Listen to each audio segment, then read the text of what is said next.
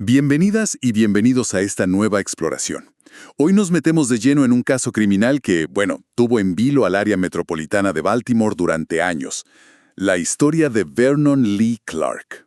Un caso realmente impactante con muchos giros. Sí, y para analizarlo contamos con una fuente principal, que es una entrada bastante detallada de Wikipedia consultada hasta agosto de 2025. Ahí se recoge su biografía, los crímenes por los que finalmente lo condenaron y cómo se desarrollaron todas las investigaciones. Así es. La idea es un poco desgranar esa cronología, ¿no? Entender bien qué pasó, cómo eran esos crímenes y, sobre todo, creo que es fundamental cómo la ciencia forense cambió todo. Exactamente, porque el ADN, la tecnología del ADN, fue absolutamente decisiva para poder conectar a Clark con una serie de asesinatos que cometió a lo largo de casi una década. Es que es increíble pensar que cometió actos tan brutales y logró evadir la justicia por tanto tiempo. Mucho tiempo. Y fue solo gracias a esos avances científicos que se pudo, establecer ese vínculo ya irrefutable. Así que vamos a ver cómo se desarrolló todo. Empecemos por el principio, ¿no? ¿Quién era Vernon Lee Clark antes de todo esto? Pues mira, los datos básicos. Nació el 28 de diciembre de 1955, en Elkridge, Maryland. Su vida temprana en cuanto a educación parece bastante estándar. Pasó por Elkridge Elementary, Waterloo Middle y Howard High School. Pero ya había señales, ¿no? Sí, la fuente indica eso, que ya desde joven su comportamiento era, problemático. ¿En qué sentido? Pues era conocido por meterse en líos, tanto en la escuela como ya con la ley. Lo describen como alguien más bien reservado, lo cual a veces dificulta entender qué pasaba por su mente. Claro. Y esta tendencia, a los conflictos con la ley no desapareció al hacerse adulto. Para nada. Acumuló antecedentes penales, delitos como posesión de drogas, robo, agresión. ¿Y su vida laboral? ¿Qué sabemos? Parece algo fragmentaria la información. Sí, trabajó como desollador de animales. Hacía trabajos esporádicos como jornalero. Y tuvo un empleo corto, a principios de los 80, en una empresa, C&C Faulkner Inc. Un perfil, con cierta inestabilidad, roces con la legalidad. Sí, un historial que, aunque no predice necesariamente que alguien vaya a cometer crímenes tan graves, sí dibuja un trasfondo de cierta marginalidad, conflicto, pero nada que apuntara inicialmente a la escala de violencia que se descubrió después. Exacto. Ahí queríamos llegar. Hablemos del primer asesinato conocido que se le atribuye. La víctima, Rebecca H. Dolly Davis. Una mujer de 70 años vivía en Elkridge. Y fíjate qué interesante. La fuente da detalles sobre ella. No era solo una víctima anónima. Tenía una vida. ¿Rica? Sí, cuéntanos un poco. Graduada en Bryn Mawr College, nada menos, en 1932. Fue profesora de arte, estudió pintura formalmente, viajó por Europa en los años 30 visitando museos. Una mujer culta, viajada. Sí, y un detalle curioso, dejó de pintar durante la Segunda Guerra Mundial. Sentía que no era apropiado en ese contexto. Qué interesante. Una vida plena, vamos. Y aquí hay un dato clave. Clark la conocía de antes. Así es. Él había realizado trabajos de jardinería para ella en los años 70. O sea, había un vínculo previo. ¿Y qué ocurrió exactamente ese día trágico? Fue el 16 de febrero de 1980. Según la reconstrucción, Clark la atacó con un cuchillo fuera de su casa, la agredió sexualmente y la apuñaló, varias veces hasta matarla. Terrible. ¿Y después? Después, arrastró el cuerpo y lo ocultó en una zona boscosa detrás de la vivienda. ¡Qué horror! Y el cuerpo no se encontró enseguida, ¿verdad? No, tardaron una semana en descubrirlo. Imagínate el impacto en la comunidad. Uf, tremendo. ¿La fuente menciona algo de eso? Sí, señala que se extendió un gran temor, sobre todo entre las mujeres de la zona. Muchas instalaron cerrojos de seguridad adicionales. Esas cosas que pasan cuando la sensación de seguridad se rompe de forma tan brutal. Lógico. Un acto así en una comunidad pequeña tiene que ser devastador. Y lo más llamativo, en ese momento, ¿qué pasó con la investigación inicial? Se le señaló. Pues ahí está uno de los puntos clave de esta primera etapa. Pasó totalmente desapercibido. La investigación inicial no lo señaló como sospechoso. A pesar de eso, no se le relacionó con el crimen en ese momento. Pudo seguir con su vida como si nada. Increíble. Y lamentablemente la violencia no se detuvo ahí. Poco más de un año después. Sí, el 29 de marzo de 1981. Otra víctima. Evelyn Dieterich, de 68 años, esta vez en Catonsville. ¿Se sabe cómo ocurrió? La información sugiere que Clark podría haber estado haciendo trabajos de mantenimiento para ella. El patrón fue similar: agresión sexual y asesinato. ¿Y de nuevo, sospechoso? Nada. Otra vez, la investigación no lo identificó. Es desconcertante, ¿no? ¿Cómo pudo cometer dos crímenes tan brutales en tan poco tiempo y no levantar ninguna alarma policial importante? Sí, es llamativo. Y después de este segundo asesinato parece que hay un silencio, un lapso de tiempo considerable. Efectivamente, pasan casi 3 años sin que se le atribuyan otros crímenes conocidos. Y esto siempre plantea preguntas en casos de asesinos en serie, ¿no? Claro, ¿realmente paró? Oh, ¿estuvo inactivo? Quizás encarcelado por otros delitos menores no relacionados, o simplemente hay víctimas de ese periodo que no se han descubierto o no se han vinculado a él. La fuente no lo aclara, pero es un patrón temporal curioso. Hasta que vuelve a actuar. El 29 de diciembre de 1984. La víctima es Iva Myrtle Watson, 81 años, en Ellicott City. Este caso, los detalles son especialmente crudos. Irrumpió en su casa, que estaba cerca de una carretera. Parece que ella intentó huir hacia un bosque cercano y él la persiguió. ¿La alcanzó? Sí, la alcanzó, la agredió sexualmente y la mató a golpes. Ya son 3 víctimas. Todas mujeres mayores, agredidas sexualmente, asesinadas. El patrón parece consolidarse, aunque los métodos varían. Cuchillo, golpes. Exacto. Esa variación en el método arma blanca en el primer caso, golpes en este último, y el método en el caso Dietrich no está tan detallado, pero encaja en el ataque violento, pudo ser un factor que dificultara a los investigadores de la época conectar los puntos. Claro, sin las herramientas forenses modernas. Exacto. Vincular casos solo por el modus operandi es complejo si hay variaciones. Y entonces, casi 5 años después del asesinato de Iva Watson, hay un cambio drástico. Sí, el 4 de julio de 1989. La víctima es Kathleen Patricia Goldin. Y aquí cambia todo. ¿En qué sentido? Ella tenía solo 23 años, un perfil completamente distinto al de las víctimas anteriores, muchísimo más joven. Vaya. Y el método también cambió, ¿no? También, radicalmente. En este caso usó un arma de fuego, una escopeta. Una escopeta, sí. Y un detalle importante que salió en la investigación. Según la fuente, era una escopeta que había prestado prestada en su trabajo de entonces. Trabajaba en una planta de procesamiento de animales, Bruin Carroll Co. O sea, el arma estaba vinculada a él directamente a través del trabajo. Exacto. Irrumpió en el apartamento de Goulding, la agredió sexualmente y le disparó, mortalmente. Este cambio es, wow, muy significativo. De víctimas mayores a una mujer joven y de ataques más cercanos, digamos, a usar un arma de fuego.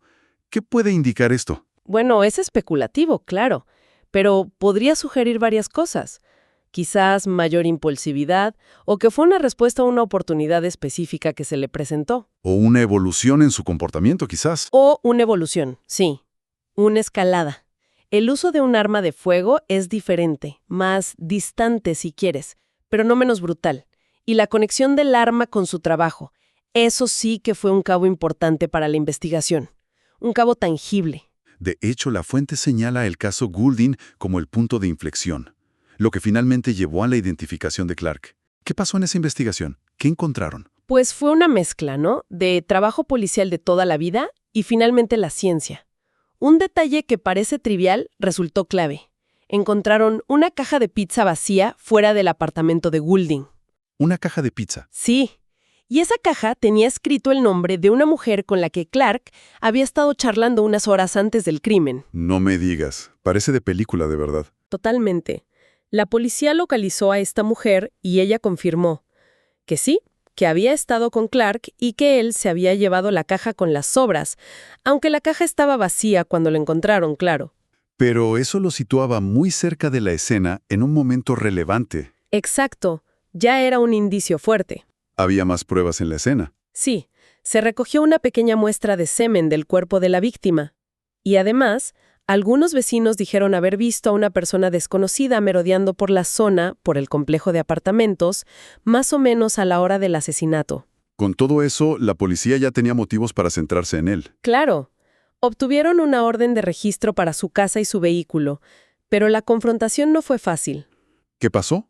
Pues que cuando los agentes fueron a notificarle la orden, Clark reaccionó de forma muy violenta.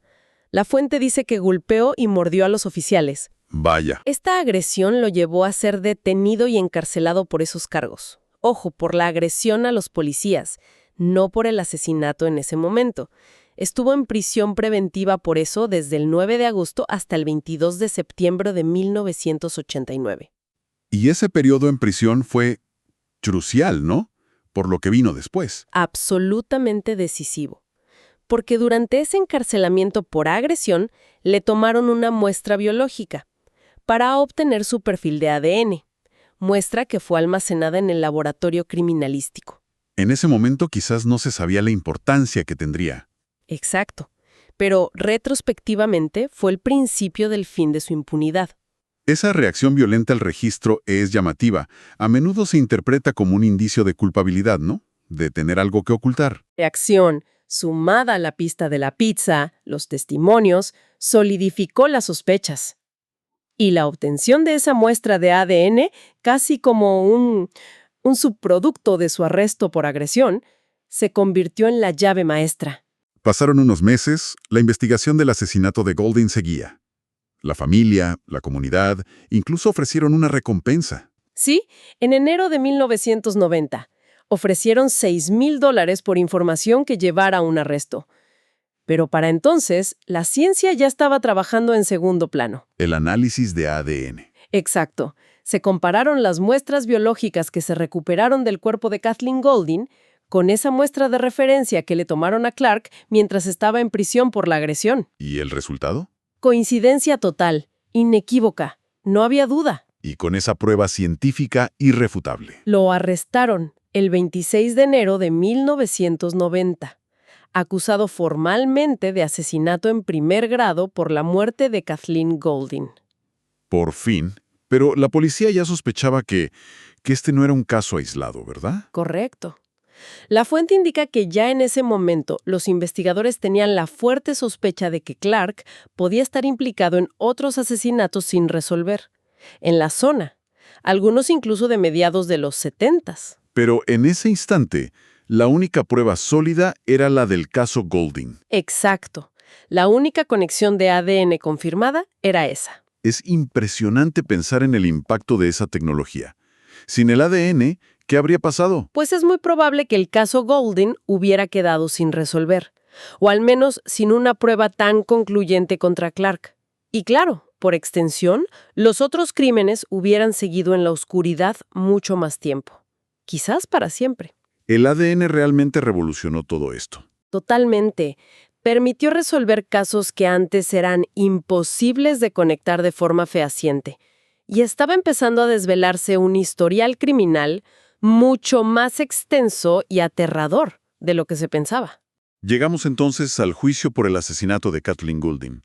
¿Cómo planteó Clark su defensa? Bueno, su estrategia, según leemos, tuvo como dos ejes principales.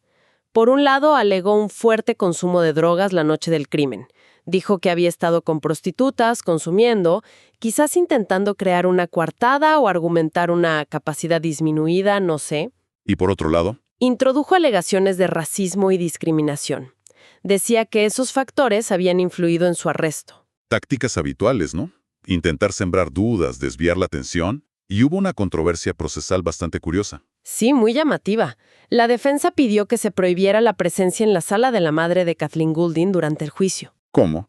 ¿Por qué? El argumento legal era que ella podría ser llamada como testigo, y por tanto, debía estar sujeta a la orden de secuestro de testigos, O sea que un testigo potencial no puede escuchar el testimonio de otros para que su propia declaración no se vea influenciada. Entiendo la lógica legal, sí, pero suena muy duro para la familia de la víctima. ¿El juez lo aceptó? Sí, el juez accedió. Son esas decisiones que ilustran las complejidades, ¿no?, de los procedimientos judiciales, donde a veces, el intento de garantizar un juicio formalmente justo choca con la sensibilidad humana, con el dolor de las víctimas. A pesar de todo eso, la prueba de ADN era contundente. ¿Cuál fue el veredicto? El 17 de abril de 1991, el jurado lo declaró culpable de asesinato en primer grado por la muerte de Kathleen Golden. No había dudas razonables ante la evidencia genética. Pero la sentencia se retrasó un poco. ¿Por qué? Hubo un giro inesperado. Llegó una carta anónima al juez. ¿Otra vez? Sí, el remitente anónimo decía haber sido testigo del asesinato y aseguraba que Clark era inocente. Esto obligó a una pequeña pausa, a evaluar la situación. ¿Tuvo algún efecto real esa carta? No. Como suele pasar con estas comunicaciones anónimas, si no aportan pruebas que se puedan verificar o si el testigo no se identifica para declarar bajo juramento, su peso es prácticamente nulo. Entendido. Así que finalmente, en agosto de 1991, Clark fue condenado a cadena perpetua por el asesinato de Golden. Una condena importante. Pero la historia no termina ahí, ni mucho menos. La tecnología de ADN seguía avanzando. Exactamente. Y los investigadores no dejaron de trabajar en esos casos sin resolver que sospechaban que podían estar relacionados con Clark. Y casi una década después de su condena por el caso Golden, llegaron nuevas respuestas. ¿Qué descubrieron? El 10 de marzo de 1999. Gracias a la mejora de las técnicas de análisis y a la comparación con esa muestra de Clark que tenían almacenada, el ADN lo identificó como el asesino de Evelyn Dietrich. El crimen de 1981. 18 años después. Increíble. Y el primer caso conocido, el de Rebecca Davis, el de 1980. ¿También? Poco después, el 5 de agosto de 1999, Clark fue formalmente acusado del asesinato de Rebecca Dolly Davis. Otra coincidencia de ADN lo vinculaba de manera irrefutable. Esto es la aplicación directa de lo que llaman investigación de casos fríos, ¿no? Los cold cases. Sin duda. Demuestra el valor enorme de preservar las pruebas biológicas, aunque la tecnología inicial no permite obtener un resultado. Las bases de datos de ADN, las técnicas mejoradas, permiten volver a mirar pruebas antiguas y encontrar respuestas décadas después. El caso de Clark se transformó completamente. Totalmente.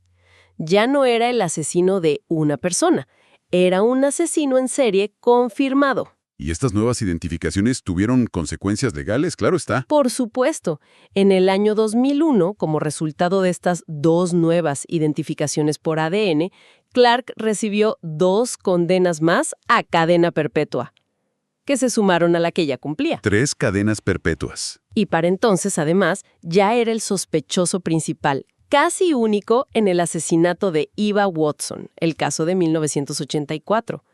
Aunque la confirmación científica aún tardaría un poco más. ¿Cuándo se cerró ese último círculo? Fue bastante más tarde, fíjate, en 2015.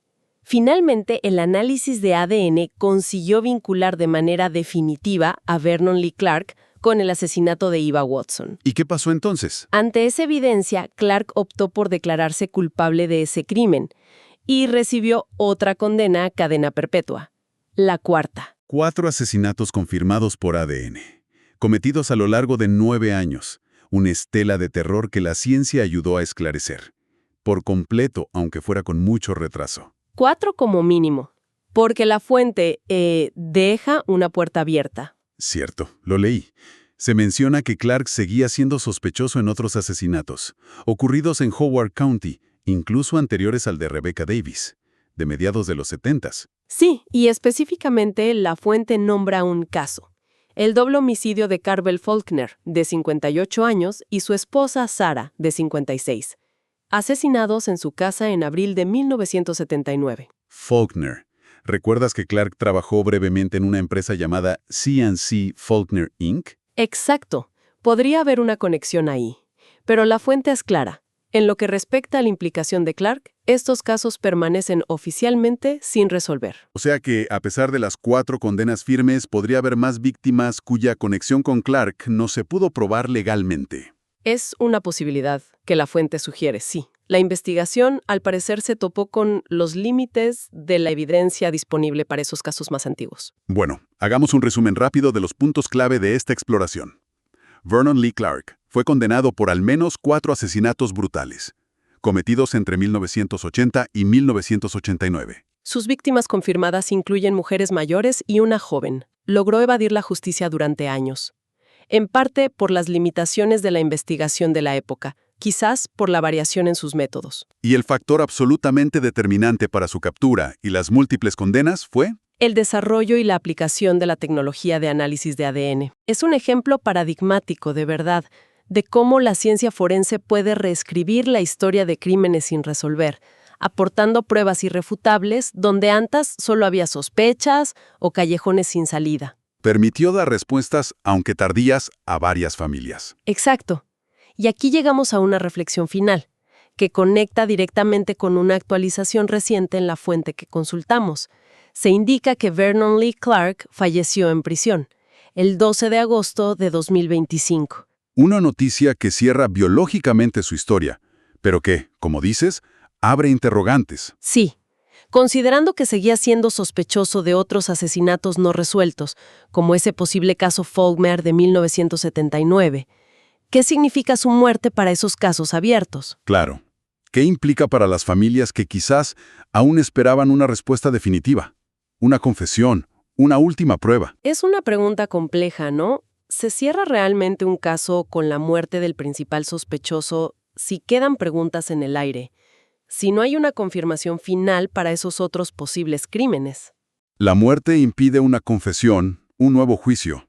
Exacto. Deja quizás una sombra de incertidumbre perpetua para algunas familias. Es algo sobre lo que reflexionar, ¿no? Sobre la naturaleza del cierre en casos criminales tan complejos y que a veces no quedan resueltos del todo.